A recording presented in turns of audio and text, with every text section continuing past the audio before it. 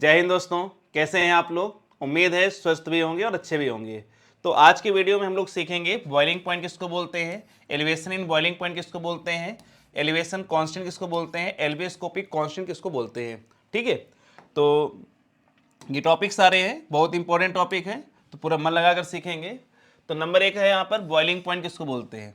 पहले भी क्लास में हम लोग इसको सीख चुके हैं कि अगर मान लेते हैं हमारे पास कोई लिक्विड है, ठीक है, और लिक्विड का जो वेपर प्रेशर है, लिक्विड का जो वेपर प्रेशर है सपोज करते हैं, ठीक है, ये कितना है 2 atm है, और एटमॉस्फेरिक प्रेशर जो हमारा है वो कितना है 5 atm है। नॉर्मल टेम्परेचर रूम टेम्परेचर दिया हुआ है, रूम टेम्परेचर में 27 डिग्री सेंटीग्रेड पर कितना है 2 atm है। अब हम चाहते हैं इसका वेपर प्रेशर एटमॉस्फेरिक प्रेशर कैसा हो जाए, इक्वल हो जाए। इससे मुझे क्या करना पड़ेगा, हीट करना पड़ेगा। और ये कब तक हीट करना पड़ेगा, जब तक इसका वेपर प्रेशर एटमॉस्फेरिक प्रेशर के इक्वल ना हो जाए। सपोज करिए कि 92 डिग्री सेंटीग्रेड पर ये इक्वल हुआ, तो 92 डिग्री सेंटीग्रेड क्या हो गया, इसका बॉइलिंग पॉइंट हो गया। तो बॉइलिंग पॉइंट क्या है, जिस टेम्परेचर पर किसी भी लिक्विड का वेपर प्रेशर एटमॉस्फेरिक प्रेशर कैसा हो जाए, इक्वल हो जाता है, हम उसे क्या बोलते हैं, बॉइलिंग पॉइंट बोलते हैं। देखिए, the boiling point of liquid is the temperature at which vapor pressure of a liquid becomes equal to the 1 atmospheric pressure, या हम इसको बोल सकते हैं 76 सेंटीमीटर। एटमॉस्फेरिक प्रेशर कितना होता है 1 atm। आप बोल सकते हो एटमॉस्फेरिक प्रेशर होता है आपका 1 atm, 1 atm इक्वल होता है 760 mm, या हम इसको बोल सकते हैं 76 cm। ठीक है, ये इक्वल ही होता है आपका। इसके इक्वल हो जाए तो उसे क्या बोलते हैं, हम बॉइलिंग पॉइंट बोलते हैं। ठीक है, तो नेक्स्ट टॉपिक है आपका elevation in boiling point. Elevation मतलब क्या होता है, बढ़ना, इंक्रीज कर जाना। क्या कर जाना, इंक्रीज कर जाना। देखो, अब मेरे पास एक वोलेटाइल लिक्विड है।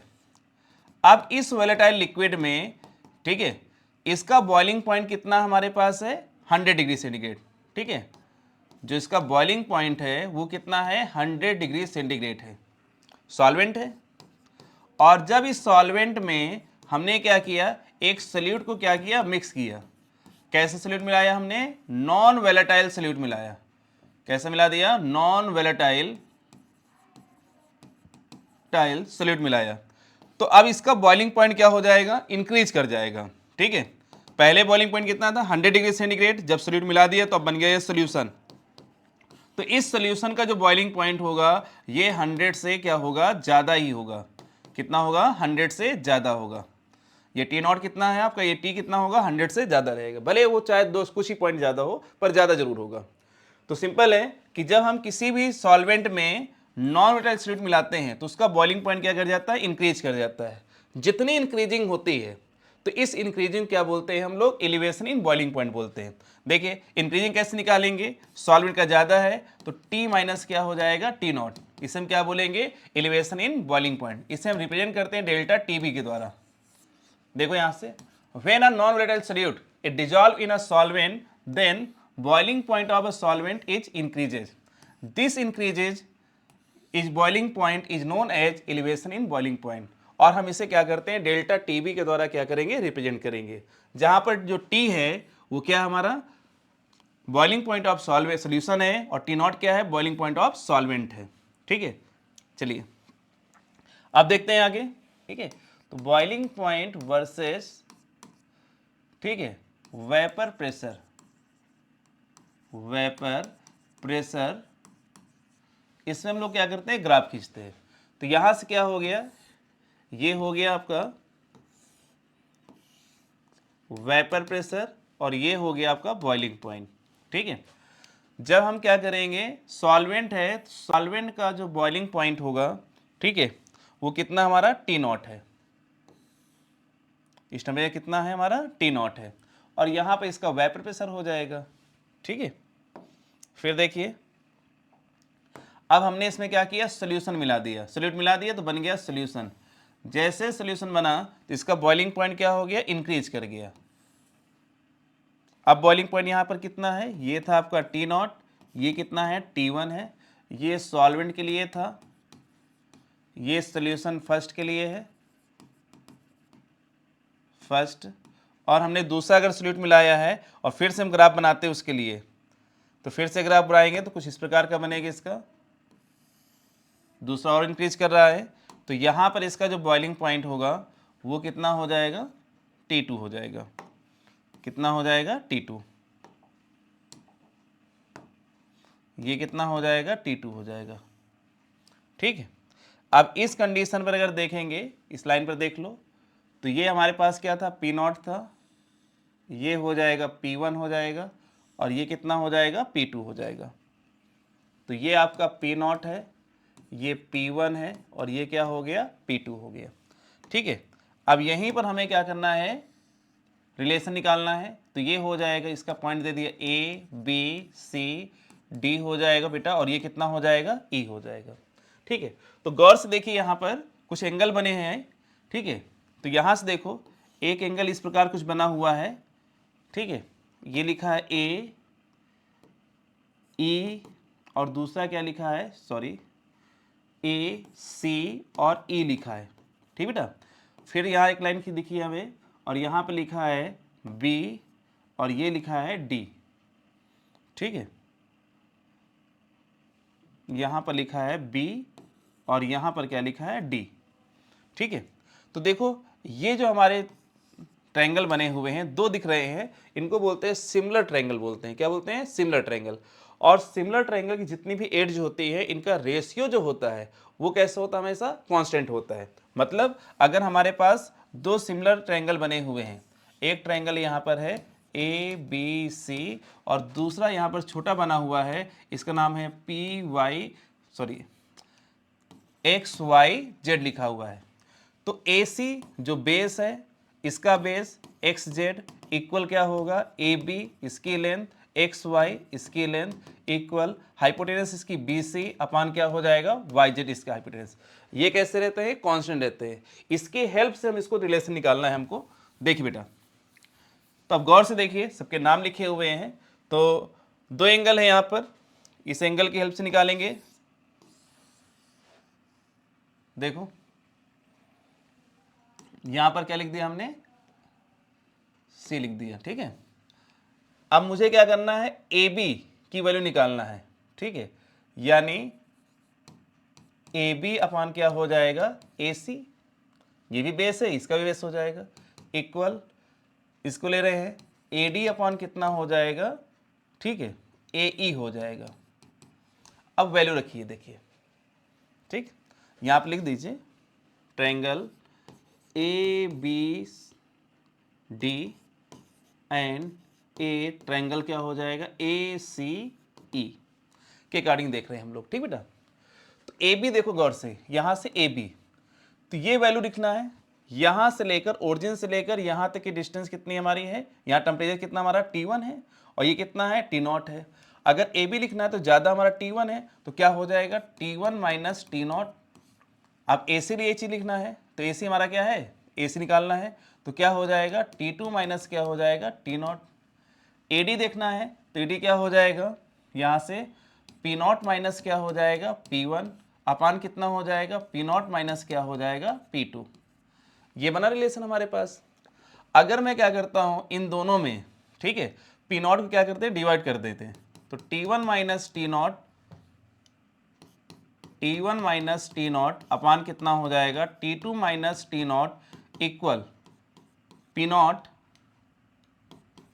माइनस P1 डिवाइड बाई क्या हो जाएगा, P0 अपान क्या हो जाएगा, P0 minus P2 divide by क्या हो जाएगा, P0। तो कोई दिक्कत नहीं, क्योंकि RL VP में चेंज करना है मुझे यहाँ पर। तो देखिए इसको हम लिख सकते हैं T1 माइनस क्या था, T0, इसको लिख सकते हैं डेल्टा TB लिख सकते हैं। यानी पहले सोल्यूशन में कितना हो जाएगा, डेल्टा TB 1 हो जाएगा, अपन दूसरे सोल्यूशन कितना हो जाएगा, डेल्टा TB 2 हो जाएगा। इक्वल क्या लिख सकते हैं, P0 माइनस P1 अपान कितना हो जाएगा, P0 अपान P0 माइनस P2 अपान कितना हो जाएगा, P0। तो इसके फार्मूले से हम समझ सकते हैं कि डेल्टा TB डायरेक्टली प्रोपोर्शनल होता है P0 minus PS upon P0, जिसको हम बोलते हैं RLVP बोलते हैं। क्या बोलते हैं, RLVP। और हम लोग पहले पढ़ चुके हैं कि डेल्टा यानी RLVP, ठीक है, RLVP इक्वल क्या होता है, मोल फ्रैक्शन ऑफ सल्यूट। ठीक है, तो डेल्टा टीबी क्या डिपेंड करेगा किस पर, मोल फ्रैक्शन डिपेंड करेगा। जैसे जैसे मोल फ्रैक्शन इंक्रीज होगा वैसे वैसे क्या हो जाएगा, डेल्टा टीबी इंक्रीज होगा। अब यहाँ से डेल्टा टीबी जो है, ठीक है, ये हमको रिलेशन मिल गया और इसका रिलेशन हमारा मोलरिटी से भी है। ठीक है, तो डेल्टा टीबी, ठीक है, ये लिख सकते हैं यहाँ पर relation between delta TB and molarity, इसमें रिलेशन निकालते हैं बेटा। तो delta TB is directly proportional क्या होता है, मोलरिटी के, यानी किसी सॉल्यूशन की मोलरिटी जितना ज़्यादा होगा उसकी डेल्टा टीबी की वैल्यू क्या होगी, उतनी ही ज़्यादा होगी। प्रोपोर्शनल हटाएंगे यहाँ से कोई ना कोई कांस्टेंट आएगा, डेल्टा टीबी इक्वल कितना आ जाएगा, के बी इंटू क्या हो जाएगा, मोलरिटी,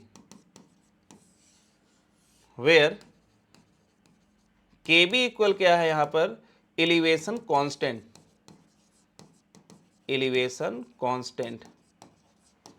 अब जो एलिवेशन कांस्टेंट है इसको हम टू टाइप से मेजरमेंट करते हैं। एक तो ये हो गया, हमने अभी बताया था आपको कि हमारे पास क्या है, सॉल्वेंट है और सॉल्यूट क्या किया हमने, मिक्स किया। सॉल्यूट को मिक्स करते हैं तो क्या हो जाता है, उसका बॉइलिंग पॉइंट क्या हो जाता है, इंक्रीज हो जाता है। अब सॉल्यूट हमने कितना लिया है, 1 मोल, और जो सॉल्वेंट है उसको एक बार क्या करते हैं 1000 ग्राम ले लेते हैं और एक बार क्या करते हैं 100 ग्राम लेते हैं। तो दोनों में अलग अलग आता है। एक अगर 100 ग्राम ने सॉल्वेंट लिया है, 100 ग्राम सॉल्वेंट में अगर 1 मोल सॉल्यूट मिलाते हैं, जितना एलिवेशन होगा उससे क्या बोलेंगे, मोलर एलिवेशन कांस्टेंट बोलते हैं। अगर 1000 ग्राम हमने सॉल्वेंट लिया है और उसमें 1 मोल मिला रहे हैं, अब जितना एलिवेशन होगा उससे क्या बोलते हैं, मोलर एलिवेशन कांस्टेंट बोलते हैं। इसका एक दूसरा नाम है एल्बियोस्कोपिक कांस्टेंट बोलते हैं। ठीक है, चेक करते हैं यहाँ पर, देखो यही चीज बताया मैंने, मोलर एलिवेशन कांस्टेंट। अब हमने क्या किया है, सॉल्वेंट जो लिया है वो कितना हमारे पास है, 100 ग्राम है, और सॉल्यूट कितना मिक्स कर रहे हैं, 1 मोल सॉल्यूट मिक्स कर रहे हैं। तो अब जितना एलिवेशन होगा तो इसे हम क्या बोलते हैं, मोलर एलिवेशन कांस्टेंट बोलेंगे। देखिए, when 1 mole non volatile solute is dissolve in 100 gram solvent, the elevation in boiling point called molar elevation constant, क्या बोलेंगे, मोलर एलिवेशन कांस्टेंट या मॉलिक्यूलर एलिवेशन कांस्टेंट बोलते हैं। तो यहाँ फार्मूला क्या हो जाएगा, डेल्टा टीबी इक्वल हो जाएगा 100 इंटू के बी इंटू क्या हो जाएगा, मोलरिटी। ठीक, इसको और लिख सकते हैं delta TB equal 100 into K B, molarity equal होता है स्मॉल एन अपॉन कितना होता है, कैपिटल एन, कैपिटल डब्ल्यू। तो इसको सॉल्व करेंगे तो और लिख सकते हैं 100 इंटू के बी इंटू क्या हो जाएगा, small W upon small M into क्या हो जाएगा, कैपिटल डब्ल्यू। तो फार्मूला हमें मिल गया यहाँ से, delta TB equal 100 into K B equal small W upon small M into capital W. तो यहां पर ये जो के बी है आपका, इसे क्या बोलेंगे, मोलर एलिवेशन कांस्टेंट, और स्मॉल डब्ल्यू क्या है, मास ऑफ सॉल्यूट है, स्मॉल एम क्या है, मोलर मास ऑफ सॉल्वेंट है, सॉल्यूट है, और कैपिटल डब्ल्यू क्या है, मास ऑफ सॉल्वेंट है आपका।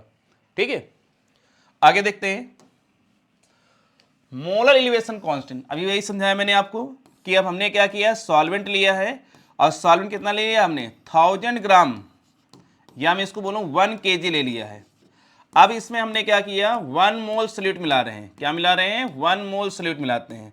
तो 1 मोल नॉन वोलेटाइल सॉल्यूट मिलाने पर जितना भी एलिवेशन होगा इसका, 1 मोल नॉन वोलेटाइल सॉल्यूट को मिलाते हैं जब 1000 ग्राम या 1 kg सॉल्वेंट मिलाते हैं, तो जितना भी इसके बॉइलिंग पॉइंट में एलिवेशन होगा उसे हम क्या बोलेंगे, मोलर एलिवेशन कांस्टेंट, या दूसरा नाम इसका है एल्बियोस्कोपिक कांस्टेंट बोलते हैं। देखिए, when 1 mole non volatile solute is dissolve in 100 ग्राम और 1 kg solvent, the elevation in boiling point is called molar elevation constant. ठीक है, फार्मूले में सिर्फ थोड़ा चेंज आता है, डेल्टा टीबी इक्वल हो जाएगा 1000 into K B into small W upon कितना हो जाएगा, स्मॉल एम अपॉन क्या हो जाएगा, कैपिटल डब्ल्यू।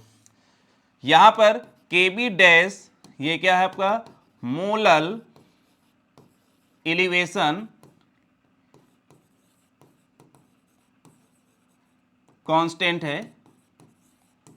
ठीक है, स्मॉल एम क्या है, मोलर मास ऑफ सॉल्यूट है, मोलर मास ऑफ सॉल्यूट है।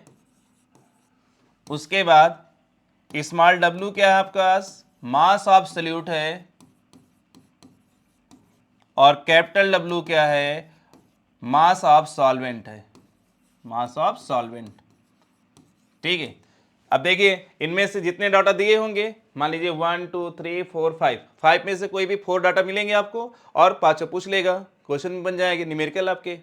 ठीक है, तो बस ध्यान रखना है जब इसकी वैल्यू दी होगी, केबी की वैल्यू दी होगी, तो ये चेक करना है कि मोलर दिया है कि मोलल दिया है।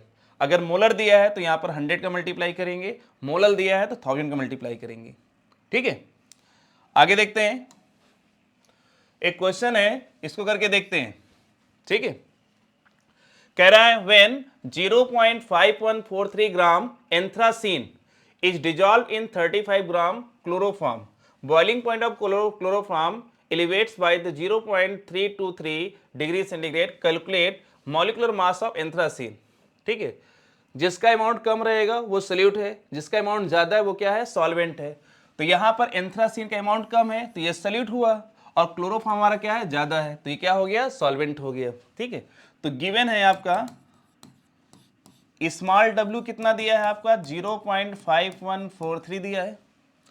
उसके बाद मास ऑफ सॉल्वेंट कितना दिया है, कैपिटल W लिखा है आपका 35 ग्राम।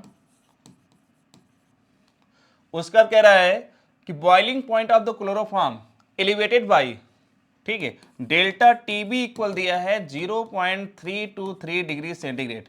ध्यान रखना है इसमें केल्विन नहीं चेंज करना है। ऑस्मोटिक प्रेशर में क्या करते हैं, केल्विन चेंज करते हैं, क्योंकि वहां पर आर की वैल्यू रहती है। ठीक है, उसके बाद आपका दिया है, कह रहा है कैलकुलेट मॉलिक्यूलर मास निकालना, स्मॉल m हमें क्या करना है, फाइंड करना है, और kb की वैल्यू दी है, तो kb इक्वल लिखा है 3.9। अब हमें देखिए फार्मूला कौन सा लगाएंगे, डेल्टा टीबी इक्वल, अब यहां पर 100 लिखेंगे कि 1000 लिखेंगे, तो देखो हमने आपसे कहा था kb की वैल्यू देखिए किस में दिया है, मोल में दी, मोल इनवर्स किलोग्राम दिया है, किलोग्राम दिया है, किलोग्राम मतलब है मोलल दिया है, तो यहां पर मल्टीप्लाई कितना करेंगे, 1000 इंटू के बी इंटू कितना हो जाएगा, small W upon small M into कितना हो जाएगा, कैपिटल डब्लू। तो डेल्टा टीबी इक्वल सॉल्व करेंगे, 1000 रख देंगे, के बी की वैल्यू है 3.9 इंटू स्मॉल डब्लू कितना दिया आपका 0.5143 अपॉन स्मॉल एम कितना दिया बेटा, फाइंड करना है हमको स्मॉल एम। ठीक है, और डेल्टा टीबी की वैल्यू दी हुई है यहाँ पर 0.323, और कैपिटल डब्ल्यू दिया हुआ है 35। एम को हम इधर ले आते हैं, small M equal 1000 into 3.9 into 0.5143 upon 0.323 into 35। चलिए कमेंट करके जल्दी से इसका आंसर बताइए, पॉज करिए, सॉल्व करिए जल्दी से। सॉल्व किया होगा तो आपका आ रहा होगा 177.42 आ रहा होगा। ठीक है, तो ये इसका मोलर मास हो गया 177.42। चलिए नेक्स्ट क्वेश्चन देखते हैं। यहां पर कह रहा है 6 gram urea is dissolve in 200 gram water. कौन कम है, यूरिया कम है, तो यूरिया कैसा हमारा सॉल्यूट है, 200 ग्राम वाटर है तो वाटर क्या हो गया, सॉल्वेंट हो गया। तो क्या गिवन है यहां पर, स्मॉल w इक्वल कितना हो गया, 6 ग्राम हो गया, और वाटर कितना दिया आपका 200 ग्राम, तो कैपिटल W कितना हो गया, 200 ग्राम हो गया। ठीक है, कह रहा है calculate elevation in boiling point, delta TB हमें क्या करना है, फाइंड करना है। फिर कह रहा है molar elevation constant of water. ठीक है, केबी की वैल्यू दी है 0.52, देखो किस में दिया है, किलोग्राम में दिया है, तो सिंपल फार्मूला हमारे पास क्या लगेगा, डेल्टा टीबी इक्वल हो जाएगा 1000 into K B into small W upon small M into capital W. अब देखिए डेल्टा टीबी निकालना मुझे, तो ये हो गया 1000 इंटू के बी कितना हो गया 0.52, स्मॉल डब्लू कितना दिया है 6 ग्राम, और कैपिटल डब्लू दिया है 200 ग्राम, और यहाँ पर स्मॉल एम नहीं दिया है, पर स्मॉल एम है क्या, यूरिया है। तो molar mass of urea, molar mass of urea, urea का फार्मूला होता है NH2CO NH2, निकाल लेते हैं। n कितना हो जाएगा 14 plus 1 into 2 plus 12 plus 16 plus 14 plus 1 into 2, total add करेंगे कितना आ जाएगा 60। ठीक है, तो कितना हो गया 60। सॉल्व करेंगे यहाँ पर, तो सॉल्व करने पर क्या हो जाएगा 1 2 1 2 0, ये भी 0 कैंसिल हो गया, 6 से 6 कैंसिल हो गया, 2 से डिवाइड करेंगे तो डेल्टा टीबी की वैल्यू आ जाएगी 0.26। तो नेक्स्ट क्वेश्चन है आपका क्वेश्चन नंबर 3 है, लिखा हुआ है when 1.5 gram of substance is dissolve in 60 gram water, it's freezing point is lowered by the 0.136 degree centigrade, calculate molecular mass of the substance, molar depression constant of water 18.6। तो पहले जो data दिया हम उसको नोट कर लेते हैं। तो गिवन इट जो आपको दिया है, कह रहा है 1.5 ग्राम सब्सटेंस, स्मॉल डब्ल्यू बेटा कितना दिया है 1.5 ग्राम, ठीक है, 60 ग्राम वाटर में डिजॉल्व है, तो कैपिटल डब्ल्यू इक्वल बेटा कितना दिया है 60 ग्राम लिखा हुआ है। कह रहा है it's freezing point lowered by, freezing point कितना कम है हमारा हुआ, delta T F equal 0.136 degree centigrade, calculate the molecular mass, small M हमें क्या करना है फाइंड करना है, और molar depression constant K F की वैल्यू दी है आपकी 18.6, ध्यान रखना मोलर दिया है तो 100 का मल्टीप्लाई करेंगे हम लोग, तो डेल्टा टी एफ इक्वल कितना हो जाएगा 100 into K F into small W upon हो जाएगा स्मॉल एम इंटू क्या हो जाएगा कैपिटल डब्ल्यू। हमें स्मॉल एम फाइंड करना है, इधर ले आएंगे तो स्मॉल एम इक्वल कितना हो जाएगा 100 into K F into small W upon हो जाएगा डेल्टा टी एफ इंटू क्या हो जाएगा कैपिटल डब्ल्यू। वैल्यू रखिए 100 हो जाएगा, यहाँ पर के एफ कितना बेटा दिया हुआ है 18.6 लिखा हुआ है, डब्ल्यू दिया आपका 1.5 लिखा बेटा, डेल्टा टी एफ की वैल्यू दी है 0.136 इंटू कैपिटल डब्ल्यू आपका दिया है बेटा 60 लिखा हुआ है। देखिए यहाँ से सॉल्व करेंगे तो इसको सॉल्व करेंगे, देखो पॉइंट है, 2 पॉइंट है, 2 जीरो से 2 पॉइंट है, ये कैंसिल हो जाएगी यहाँ से, तो सॉल्व होकर आएगा 186 इंटू 15 और हमने लिख दिया यहाँ पर 136 पॉइंट कितना हो जाएगा 6, कैंसिल कर देंगे यहाँ से तो कितना हो जाएगा m इक्वल आ जाएगा आपका, ठीक है। इसको भी सॉल्व कर लीजिए तो 2 4 12 हो जाएगा, 2 8 16, ठीक, 2 5 10 50, तो ये हो जाएगा 50 इंटू 31 इंटू 15 अपान कितना हो जाएगा 68। तो सॉल्व करेंगे, इसको पॉज करिए और इसका आंसर निकालिए सभी लोग जल्दी से। तो देखिए तो क्या इसका आंसर, अगर सभी का आंसर 341.9 आ रहा है तो सभी का करेक्ट आंसर आ रहा है, ठीक है। चलो नेक्स्ट क्वेश्चन देखेंगे हम लोग। अगला क्वेश्चन है, कह रहा है when 0.29 gram organic compound was dissolve in 5.8 gram benzene, तो स्मॉल डब्ल्यू बेटा कितना दिया है 0.29, organic compound was dissolve in 5.8 gram benzene, तो कैपिटल डब्ल्यू बेटा दिया है 5.8 ग्राम लिखा हुआ है, freezing point was depressed by the 1.5 degree centigrade, तो डेल्टा टीएफ की वैल्यू कितना दिया है बेटा आपका 1.5 डिग्री सेंटीग्रेड दिया है। तो कह रहा है calculate the molar mass of the compound, molar mass हमें क्या करना है फिर फाइंड करना है, सेम क्वेश्चन पीछे वाला है आपका, और के एफ की वैल्यू बेटा दिया है यहाँ से 5 डिग्री सेंटीग्रेड पर मोलल लिखा है, क्या लिखा है आपका मोलल, तो फार्मूला क्या लगाएंगे delta T F equal 1000 into K F into small W upon small M into क्या हो जाएगा कैपिटल डब्ल्यू। तो स्मॉल एम बेटा फाइंड करना है हमको, तो स्मॉल एम इक्वल कितना हो जाएगा 1000 into K F into small W upon delta T F into क्या हो जाएगा कैपिटल डब्ल्यू। तो 1000 इंटू के एफ की वैल्यू बेटा कितना दिया है 5, स्मॉल डब्ल्यू दिया है आपका 0.29 दिया है, अपॉन डेल्टा टी एफ की वैल्यू दी है बेटा 1.5 इंटू कैपिटल डब्ल्यू दिया बेटा 5.8 ग्राम। सॉल्व करेंगे इसको, 2 पॉइंट आपके हटा देंगे यहाँ से, ठीक है। तो इसको जब सॉल्व करेंगे सभी लोग पॉज करिए और पॉज करके इसका आंसर निकालिए, जल्दी से आंसर निकालिए।